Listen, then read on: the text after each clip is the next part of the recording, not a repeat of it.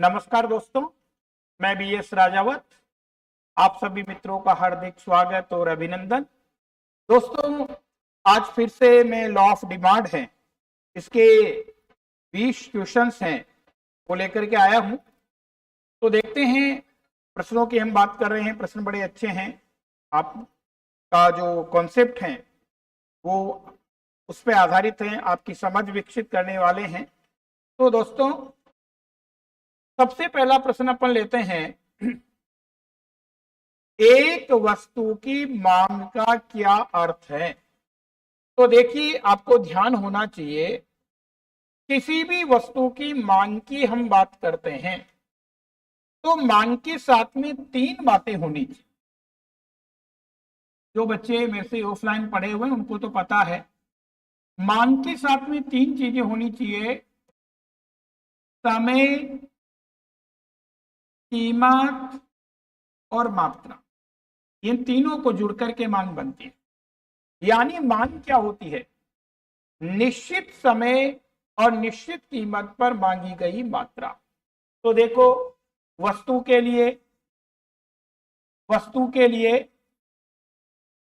इच्छा, वस्तु के लिए आवश्यकता, उस वस्तु की मांग की मात्रा, और उत्तर होगा किसी समय अवधि विशेष के दौरान एक निर्दिष्ट मूल्य पर वस्तु की मांगी गई मात्रा। तो यहां डी विकल्प है। इस डी विकल्प में तीनों चीजें आ रही हैं। ये तो आ गया है समय, ये आ गया है मूल्य, और ये आ गई है मात्रा। तो ध्यान रखना, मांग के साथ में तीनों चीजें होती है: समय, कीमत और मात्रा। और समय, कीमत और मात्रा तीनों कौन से विकल्प में हमारे को मिल रही हैं? आपको डी विकल्प में मिल रही हैं। इसलिए इसका सही उत्तर कौन सा होगा? डी। उत्तर भी दिया करो, अपने दोस्तों को शेयर भी किया करो, और बेटा लाइक भी किया करो, कमेंट्स भी किया करो। अगली चीज आप देखें, किसी पूरक वस्तु के मूल्य बढ़ते हैं तो सबसे पहली बात तो आपको पता है कि पूरक वस्तु है, ये मांग के नियम की अन्य बात है। ठीक है, अन्य बात है। पूरक वस्तु होती क्या है? जिनमें एक वस्तु का यूज करने पर दूसरी वस्तु का यूज अपने आप हो जाए, उसको कौन सी वस्तु कहते हैं? उसको पूरक वस्तु कहते हैं। जैसे पेट्रोल और कार, ये पूरक वस्तु है। अब कह रहा बेटा कि किसी पूरक वस्तु के मूल्य बढ़ गए, यानी पेट्रोल की कीमत बढ़ गई। पेट्रोल की कीमत बढ़ गई तो इसका इफेक्ट क्या होगा कि कार की मांग क्या करेगी? घट जाएगी। ठीक है। अब कीमत, पेट्रोल की कीमत बढ़ने से कार की मांग घट रही है। तो पहले तो आप लोग बताओ, ये बेटा मांग का संकुचन है या मांग में कमी है? ये मांग का संकुचन है या मांग में कमी है? प्रश्न बहुत अच्छा है।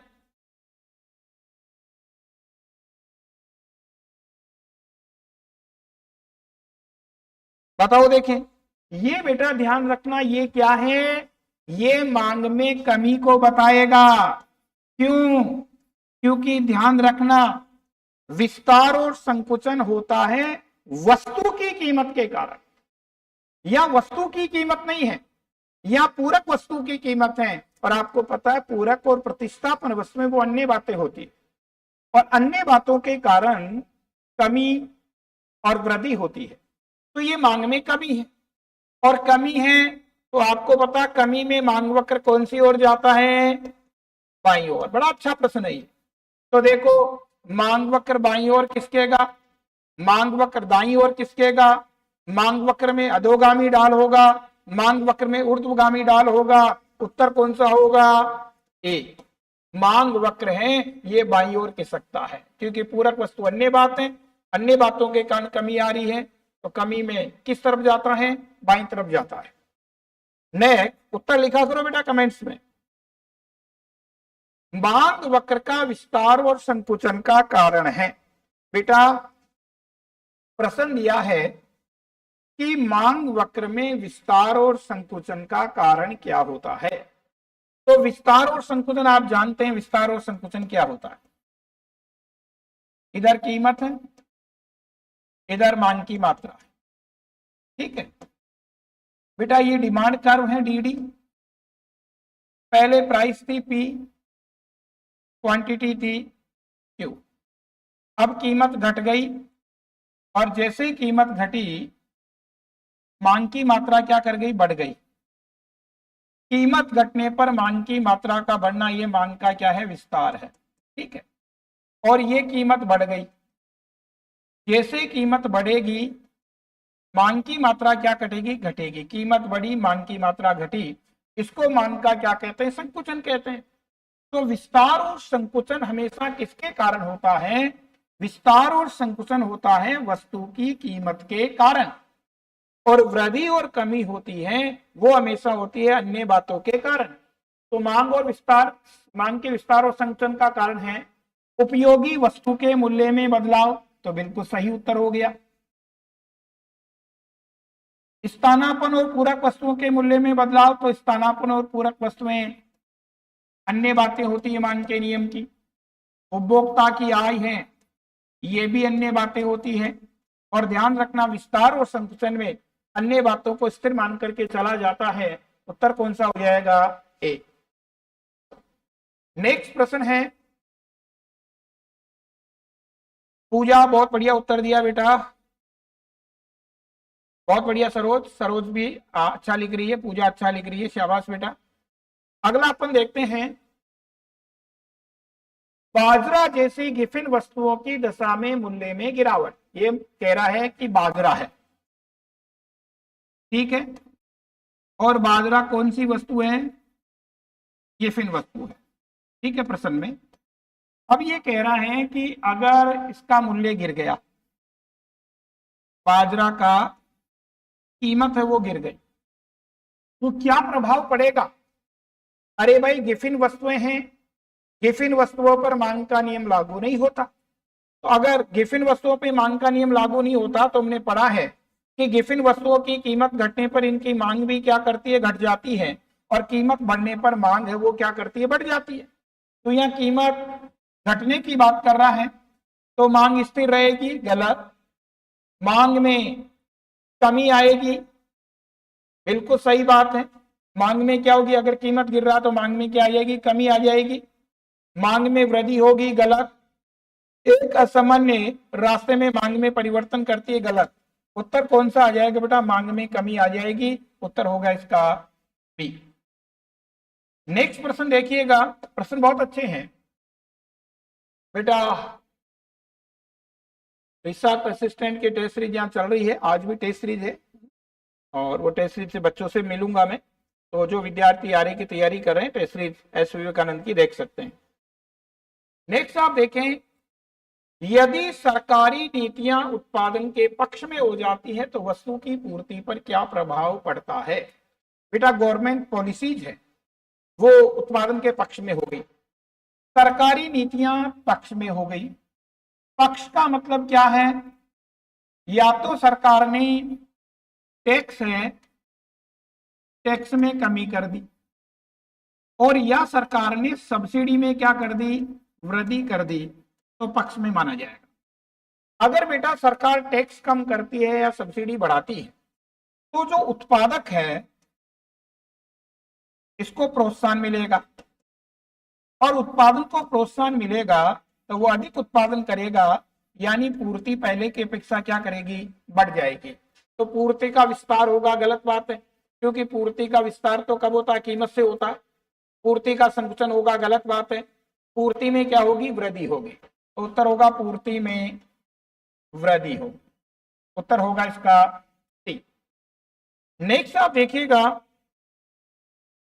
कॉमर्स फर्स्ट ग्रेड की भी टेस्ट सीरीज यहाँ चल रही है ना, और जो विद्यार्थी देखना चाहते हैं वो देख सकते हैं।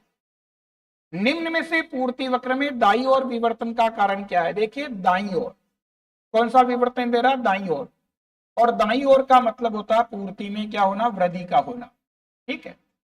उत्पादन तकनीक में सुधार, पहले की अपेक्षा प्रोडक्शन टेक्नोलॉजी है वो अच्छी हो गई, तो प्रोडक्शन तेजी से होगा, पूर्ति बढ़ेगी, बिल्कुल सही बात है। वस्तु की कीमत में वृद्धि, अगर किसी वस्तु की कीमत में वृद्धि हो गई, वस्तु की कीमत में हो गई, तो ध्यान रखना वस्तु की कीमत में वृद्धि से पूर्ति दाईं ओर नहीं जाएगा, क्योंकि बेटा वृद्धि का संबंध किससे होता है? पूर्ति के विस्तार से, पूर्ति के विस्तार से, क्योंकि कीमत बढ़ने से पूर्ति की मात्रा का बढ़ना, यह पूर्ति का विस्तार होता है। और विस्तार और संकुचन दाईं या बाईं ओर नहीं होता, विस्तार और संकुचन है यह तो एक ही पूर्ति रेखा पर होता है। फिर इनपुट की कीमतों का कम होना, अगर कच्चे माल की कीमतें कम हो गई तो कच्चा माल ज्यादा खरीदोगे, कच्चा माल ज्यादा खरीदोगे तो पक्का माल भी ज्यादा होगा, तो पूर्ति बढ़ेगी। सरकारी नीतियां पक्ष में होना यह भी पूर्ति को बढ़ाएगा। बेटा वस्तु की कीमत में वृद्धि ये पूर्ति वक्र में दाईं ओर विवर्तन का कारण नहीं होगा, ये तो पूर्ति के विस्तार का कारण होगा। और विस्तार कब होता है?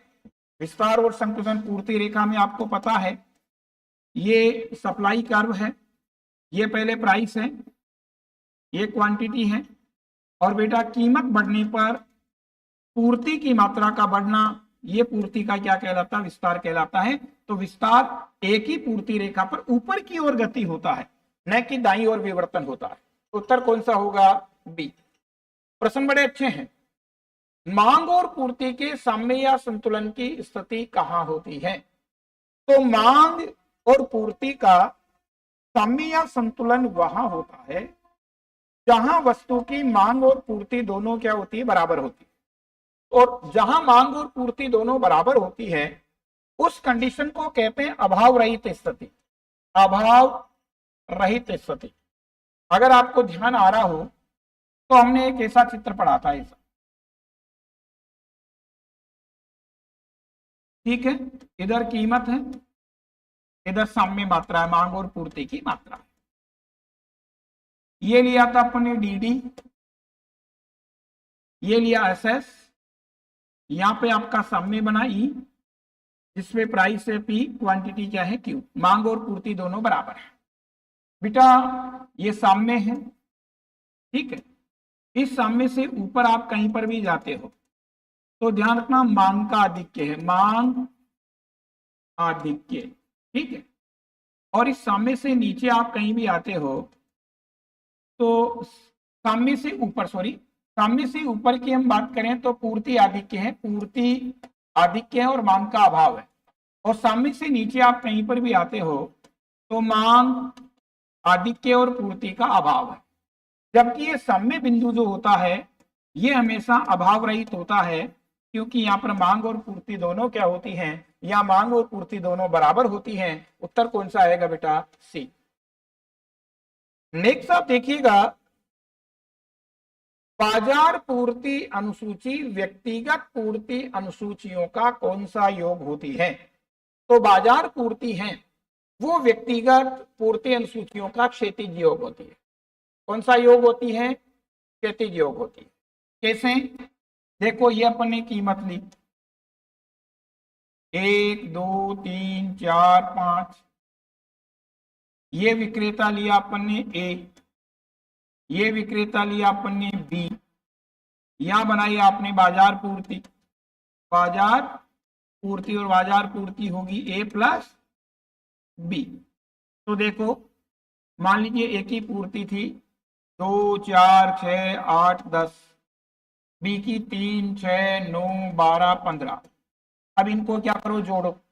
2 + 3 = 5, 4 + 6 = 10, 6 + 9 = 15, 8 + 12 = 20, 10 + 15 = 25। ये ए का पूर्ति वक्र है, ये बी का पूर्ति वक्र है, और इन दोनों को जोड़ने से किसका बना है? बाजार का पूर्ति वक्र बना है। और ये हमने जो योग किया है वो कौन सा योग है? ये क्षैतिज योग है, ठीक है। उत्तर कौन सा होगा बेटा? बी होगा, क्षैतिज योग। नेक्स्ट आप देखें, यदि मांग की मात्रा व पूर्ति की मात्रा दोनों में समान अनुपात में वृद्धि हो तो कीमत और साम्य मात्रा पर क्या प्रभाव पड़ेगा? बेटा दोनों में समान अनुपात में परिवर्तन हो रहा है, तो देखते हैं। ये कीमत है, ये साम्य मात्रा है, ये डिमांड है, ये सप्लाई है, ये साम्य बिंदु है ई, प्राइस है पी, क्वांटिटी है क्यू। अब कह रहा मांग बढ़ गई तो ये लो हमने बढ़ा दिया, बढ़ती किस तरफ है, दाईं तरफ, तो D2 D2। अब कह रहा है कि जिस अनुपात में मांग बढ़ी उसी अनुपात में पूर्ति बढ़ी, तो पूर्ति बढ़ा दो किस तरफ, दाईं तरफ, दोनों समान अनुपात में बढ़ रही है, S2 नया साम्य कहाँ होगा, तो ये नई मांग रेखा और नई पूर्ति रेखा एक दूसरे को काटे, ठीक है। तो देखो कीमत तो वही है और साम्य मात्रा पहले की अपेक्षा क्या कर रही है, बढ़ रही है। तो कीमत और साम्य मात्रा दोनों बढ़ जाती है, गलत है। कीमत और साम्य मात्रा दोनों घट जाती हैं, गलत है। कीमत घट जाती है और साम्य मात्रा स्थिर रहती है, गलत है। कीमत स्थिर रहती है और साम्य मात्रा बढ़ जाती है, उत्तर कौन सा होगा, डी। बेटा ऐसा कोई सवाल आता है ना तो आपको हड़बड़ाहट नहीं करनी, डायग्राम बना करके रिजल्ट निकालना है ताकि प्रश्न हमारा गलत नहीं है। अगला प्रश्न आप देखते हैं, प्रश्न संख्या 10।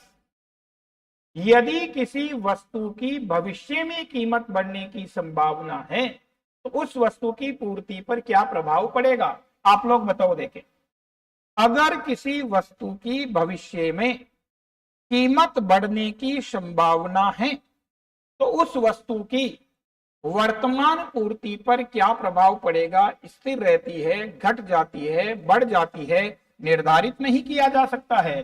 देखें सरोज, लिखो भाई, सरोज लिख देके क्या उत्तर होगा, प्रश्न संख्या जो 10 है इसका आपके हिसाब से क्या होगा, फटाफट लिखो, नहीं तो मैं बताऊंगा फिर। रामकिशन जी, सरोज, पूजा, बताओ देखिए फटाफट 10वें का क्या उत्तर होगा। ये कह रहा है कि भविष्य में किसी वस्तु की कीमत बढ़ने की संभावना है तो पूर्ति के ऊपर क्या प्रभाव पड़ेगा।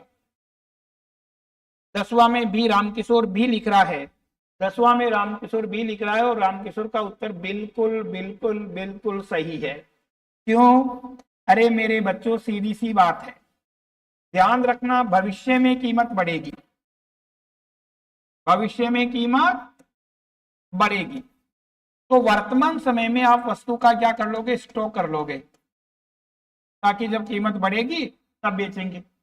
और वर्तमान में आपने वस्तु का स्टॉक कर लिया, इसका मतलब बाजार में उस वस्तु की पूर्ति वो क्या करेगी, कम हो जाएगी। रामकिशोर जी का उत्तर बिल्कुल सही है, बी। इसके अलावा और किसी ने भी लिखा है क्या, मैं देख लेता हूं। पंकज कुमार जी ने भी लिखा है, बिल्कुल सही उत्तर है। अरे बेटा यादव, सरोज, क्या कर रही है ये, भविष्य में निर्धारित नहीं कर सकते ना। क्यों नहीं कर सकते, क्यों नहीं कर सकते, क्योंकि वर्तमान समय में, भविष्य में किसको पता है, अरे भावी कीमत का अनुमान है कि अपने सरसों निकाली, उस समय भाव चल रहे हैं 4000 रुपए क्विंटल मान लेते हैं, पर किसी ने कहा कि अखबारों में आ गया कि 1 महीने बाद में सरसों की कीमत है वो 6000 भी हो सकती है, तो बेटा हम सरसों बेचने वाले थे पर हमने रोक लिया। सरोज ने घर वालों को कह दिया कि अभी अपन को सरसों नहीं बेचनी, 1 महीने बाद में बेचेंगे। बोले क्यों, बोले अखबार में आज आया है कि बाद में कीमत बढ़ सकती है। तो बेटा बाजार में जैसे अपन ने रोका दूसरे लोग भी रोकेंगे तो मार्केट में सप्लाई क्या हो जाएगी, कम हो जाएगी। ओके, उत्तर क्या आएगा, घट जाएगी, बिल्कुल सही है। नेक्स्ट, निम्न में से उत्पादन कारकों की कीमत में वृद्धि का पूर्ति पर क्या प्रभाव पड़ेगा। उत्पादन कारक, उत्पादन कारक होते हैं बेटा इनपुट। उत्तर लिखा करो ताकि मेरे को पता लगे। इनपुट, ये कह रहा है कि अगर इनपुट की कीमत बढ़ गई तो पूर्ति के ऊपर क्या प्रभाव पड़ेगा। तो पहले बात तो ये पता है कि इनपुट है वो अन्य बातें हैं, और अन्य बातों का संबंध या तो वृद्धि से होगा या कमी से होगा।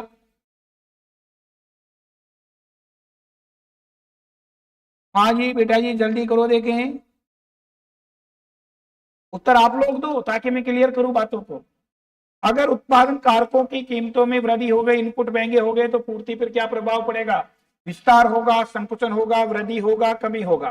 तो दो चीजें तो ऐसे काट दो आप, विस्तार और संकुचन का संबंध तो बेटा अन्य बातों से होता ही नहीं है। पता है कि इनपुट है, अन्य बातें हैं, और विस्तार और संकुचन का संबंध कभी भी अन्य बातों से नहीं होता है। अन्य बातों का संबंध या तो वृद्धि या कमी। अब इनपुट की कीमतें बढ़ गई यानी कच्चा माल महंगा हो गया तो कच्चा माल कम खरीद पाओगे, और कच्चा माल कम खरीद पाओगे तो आपका प्रोडक्शन कम होगा। तो उत्तर क्या आएगा? पूर्ति में कमी। उत्तर होगा इसका डी। देखता हूं किस किसने सही लिखा है। डी रामकिशोर, वेरी गुड बेटा D. Pankaj D, Mangal ji D, Pankaj D, very good very good. Saroj चार, वेरी गुड बेटा, बिल्कुल सही है, इस बार सही है, शाबाश। राजकुमार चौधरी कमी, बिल्कुल सही लिखा बेटा, बहुत बढ़िया। अगला प्रश्न देखिएगा। अगला प्रश्न है पूर्ति में वृद्धि तथा कमी से अर्थ है कि पूर्ति में वृद्धि और कमी का अर्थ क्या है। तो मूल्य में परिवर्तन के फलस्वरूप पूर्ति में परिवर्तन, मूल्य में परिवर्तन के कारण है तो वृद्धि और कमी है ही नहीं, क्योंकि मूल्य में परिवर्तन के कारण तो विस्तार या क्या होता है? संकुचन होता है। तो ये तो गलत है। फिर एक मूल्य पर अन्य घटकों के कारण, बिल्कुल सही है, क्योंकि बेटा वृद्धि और कमी में कीमत को तो क्या माना जाता है? कीमत को स्थिर माना जाता है, और अन्य बातों के कारण जो परिवर्तन होता है, अन्य बातों के कारण जो परिवर्तन होता है, अगर वो परिवर्तन दाईं ओर है तो वृद्धि है और बाईं ओर है तो कमी है। उत्तर कौन सा हो जाएगा? बी। बहुत बढ़िया। नेक्स्ट, निम्न में से पूर्ति में वृद्धि का कारण नहीं है। उत्पादन की तकनीक में सुधार, उत्पादन की तकनीक सुधर गई, पूर्ति बढ़ेगी साहब, बिल्कुल बढ़ेगी। क्यों? क्योंकि उत्पादन की टेक्नोलॉजी में सुधार हो गया, प्रोडक्शन तेजी से होगा, प्रोडक्शन तेजी से होगा तो पूर्ति बढ़ेगी। सरकारी नीतियां पक्ष में होना, पूर्ति बढ़ेगी, उत्पादक प्रोत्साहित होगा। भावी कीमत कम होने का अनुमान, भविष्य में कीमत घटेगी, आज ही बेच दो, भविष्य में कीमत घटेगी तो स्टॉक में जो पड़ा था उसको आज ही बेच दो, बढ़ेगी। वस्तु की कीमत का बढ़ना, अरे वस्तु की कीमत के बढ़ने से पूर्ति नहीं बढ़ेगी, वस्तु की कीमत बढ़ने से तो पूर्ति का विस्तार होगा, पूर्ति का विस्तार होगा। उत्तर कौन सा आएगा? डी। एक तो भाई आप दबा के शेयर किया करो यार दोस्तों, है ना। क्लास का आनंद तभी है जब विद्यार्थी उसमें इंटरेस्ट लेता है, विद्यार्थी की संख्या ज्यादा होती है। एक वस्तु की आपूर्ति से बोध होता है तो चीज वही है, चाहे मांग हो चाहे पूर्ति हो, दोनों के साथ तीन चीजें होनी चाहिए: समय, कीमत, मात्रा। और देखो समय, कीमत, मात्रा कौन से विकल्प में है? तीसरी में है। ये तो आ गया समय, ये आ गया कीमत, ये आ गई मात्रा। उत्तर कौन सा हो गया? डी। नेक्स्ट है, जब अल्पकाल में आपूर्ति मूल्य में वृद्धि की जाती है तो उत्पादक का लाभ क्या करेगा? अरे भाई अल्पकाल है, अल्पकाल में अगर कीमत बढ़ रही है, अल्पकाल है तो आपको पता अल्पकाल में अपन पूर्ति को तो बढ़ा नहीं सकते, क्या बढ़ाते हैं? कीमत बढ़ाते हैं, और कीमत बढ़ाते हैं तो जो उत्पादक हैं या विक्रेता हैं उसको पहले की अपेक्षा ज्यादा लाभ होगा, यानी लाभ क्या करेगा? बढ़ जाएगा, तो बढ़ेगा। अल्पकाल में अगर कीमत बढ़ाते हो तो ध्यान रखना जो उत्पादक है, विक्रेता है, उसका पहले की अपेक्षा लाभ है वो क्या हो जाएगा? ज्यादा हो जाएगा। नेक्स्ट आप देखें, एक वस्तु की आपूर्ति में परिवर्तन आता है और प्रभाव उसी पूर्ति वक्र में होता है तो इसका क्या कारण? अरे भाई उसी पूर्ति वक्र पर, यानी पूर्ति वक्र में कोई बदलाव नहीं हो रहा, उसी पूर्ति वक्र पर आप ऊपर या नीचे गति कर रहे हो, ठीक है। ये उसी पूर्ति वक्र पर आप क्या कर रहे हो? उसी पूर्ति वक्र पर आप गति कर रहे हो, तो बेटा जी ये क्या होगा? उसी पूर्ति वक्र पर आप गति कर रहे हो तो ये विस्तार और संकुचन होगा, ये तो विस्तार और संकुचन होगा। और विस्तार और संकुचन किसके कारण होता है? सबको पता है वस्तु के मूल्य में परिवर्तन के कारण होता है। उत्तर कौन सा होगा? वस्तु के मूल्य में परिवर्तन। ए। नेक्स्ट आप देखिएगा, आपूर्ति में विस्तार उस स्थिति का बोध कराता है, यानी पूर्ति का विस्तार क्या होता है ये पूछना चाह रहा है। तो पूर्ति का विस्तार क्या होता है? पूर्ति का विस्तार क्या होता है? कीमत बढ़ने पर पूर्ति की मात्रा का बढ़ना, ये पूर्ति का क्या कहलाता है? विस्तार कहलाता है। तो वस्तु की ज्यादा मात्रा बढ़े हुए मूल्य पर, अगर वस्तु की ज्यादा मात्रा बढ़े हुए मूल्य पर बेची जा रही है, उसको बेटा जी पूर्ति का क्या कहा जाता है? उसको पूर्ति का विस्तार कहा जाता है। नेक्स्ट है, यदि वस्तु की मांग स्थिर रहती तथा पूर्ति बढ़ जाती है तो कीमत और साम्य मात्रा पर क्या प्रभाव पड़ेगा? चित्र बना के निकालो। क्या कह रहा है? सबसे पहले मूल साम्य निकाल लो, ये कीमत, ये साम्य मात्रा। सबसे पहले मूल साम्य निकाल लो, ये डी, ये एस, ये मूल साम्य ई, जिसपे प्राइस है पी और क्वांटिटी क्या है? क्यू है। जिसपे प्राइस है पी, जिसपे प्राइस है पी और क्वांटिटी क्या है? क्यू है।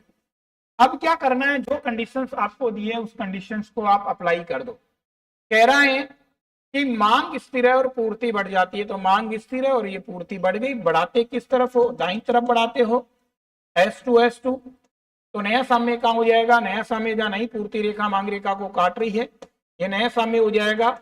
रिजल्ट क्या निकला? कीमत पहले की अपेक्षा घट रही है और मात्रा पहले की अपेक्षा क्या कर रही है? बढ़ रही है। तो देखो, कीमत और साम्य मात्रा दोनों बढ़ जाती है, गलत है। कीमत व साम्य मात्रा दोनों घट जाती है, गलत है। कीमत बढ़ जाती है और साम्य मात्रा घट जाती है, गलत है। कीमत घट रही है और साम्य मात्रा बढ़ रही है। उत्तर कौन सा हो जाएगा? डी।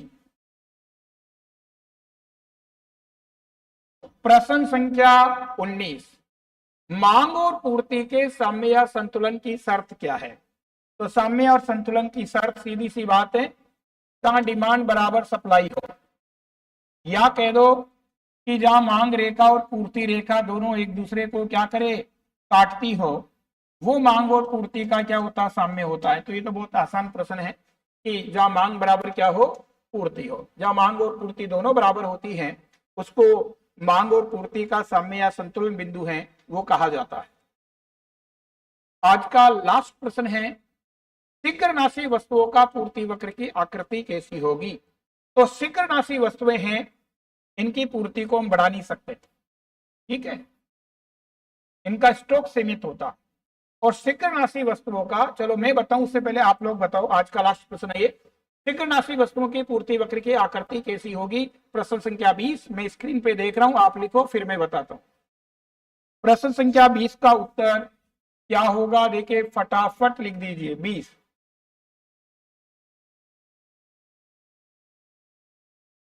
सब करवाएंगे इस रोज। प्रश्न संख्या 20 का उत्तर बताओ, देखिए क्या होगा, फटाफट लिखो।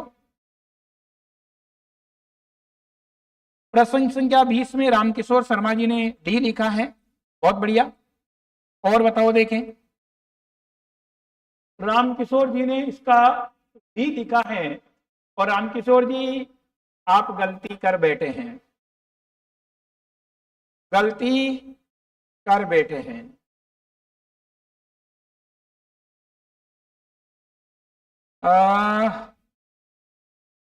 पंकज आप भी गलती कर बैठे हैं और पूजा भाटी, बिल्कुल पूजा भाटी बी लिख रही है, आप भी गलती कर बैठे हैं। इस प्रश्न में सब गलती कर रहे हैं। शीघ्रनाशी वस्तुओं का पूर्ति वक्र कैसा होगा? पंकज गलत है बेटा, मंगल जी गलत है, सरोज गलत है बेटा। अरे मेरे बच्चों, शीघ्रनाशी वस्तुओं का पूर्ति वक्र है वो लंबवत आकार का होता है, एस लंबवत। क्यों? कि इनकी कीमत चाहे घटो चाहे बढ़ो, इनकी पूर्ति को आप बढ़ा नहीं सकते। क्यों नहीं बढ़ा सकते? क्योंकि वस्तु शीघ्रनाशी प्रवृत्ति की है। शीघ्रनाशी वस्तुओं का स्टॉक विक्रेता के पास में हमेशा सीमित होता है, इसलिए इसकी पूर्ति को बढ़ाया नहीं जा सकता है। इस प्रश्न में मेरे सारे बच्चे हैं वो गच्चा खा चुके हैं। अरे ध्यान रखना, जो टिकाऊ वस्तुएं होती हैं उनका पूर्ति वक्र तो क्षैतिज आकार का होता है। कौन सी वस्तुएं? टिकाऊ प्रवृत्ति की वस्तुएं होती है, उनका पूर्ति वक्र क्षैतिज आकार का होता है। क्यों? क्योंकि विक्रेता को रिस्क नहीं रहती।